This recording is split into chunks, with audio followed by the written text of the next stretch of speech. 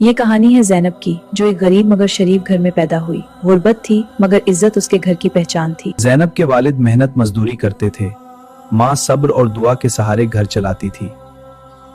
एक दिन बाप का साया हमेशा के लिए उठ गया और ज़ैनब की जिंदगी आजमाइश बन गई। माँ बीमारी से कमजोर हो गई और जिम्मेदारी ज़ैनब के नाजुक कंधों पर आ गई। ज़ैनब ने लोगों के घरों में काम करना शुरू कर दिया, मगर इज्जत खराब ना होने दी। एक दिन ज़ैनब पर चोरी का इल्जाम लगा दिया गया। वो हैरान और खौफजदा खड़ी थी। ज़ैनब, तुमने झूठ बोला है। साहिब, ये सच है। झूठ तो मुझे वाकुफ बनाने वाली को ही मुजरिम बना दिया गया। किसी ने ज़ैनब की बात ना सुनी। ज़ैनब बहुत परेशान हो गई थी। मेरी बातों को मत दमा। किसी ने ज़ैनब की बात ना सुनी। इल्जाम ने उसकी दुनिया अंधेरी कर दी। इसी रात ज़ैनब को घर से निकाल दिया गया। बारिश थी, अंधेरा था और कोई सहारा ना था। ज़ैनब सड़क किनारे बैठकर रो रही थी और सिर्फ अल्लाह को पुकार रही थी। दिन भूख में गुजरा, रात आंसुओं में, मगर ज़ैनब ने सब्र का दामन ना छोड़ा।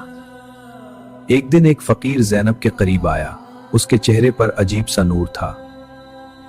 ज़ैनब ने अपनी पूरी कहानी सुना दी। अल्लाह इंसाफ जरूर करेगा। ज़ैनब ने कुछ अरसे बाद फकीर के साथ निकाह कर लिया था। लोग हंसे और ताने देते रहे, मगर ज़ैनब ने सब्र को अपना हथियार बनाया। एक दिन फकीर ज़ैनब को साथ लेकर निकला और किस्मत ने नया रास्ता दिखा दिया। वाह, क्या इमारत है। फकीर असल में एक बड़ी हवेली का मालिक था। ज़ैनब की आंखों में हैरत और आंसू थे। ज़ैनब की जिंदगी बदल चुकी थी।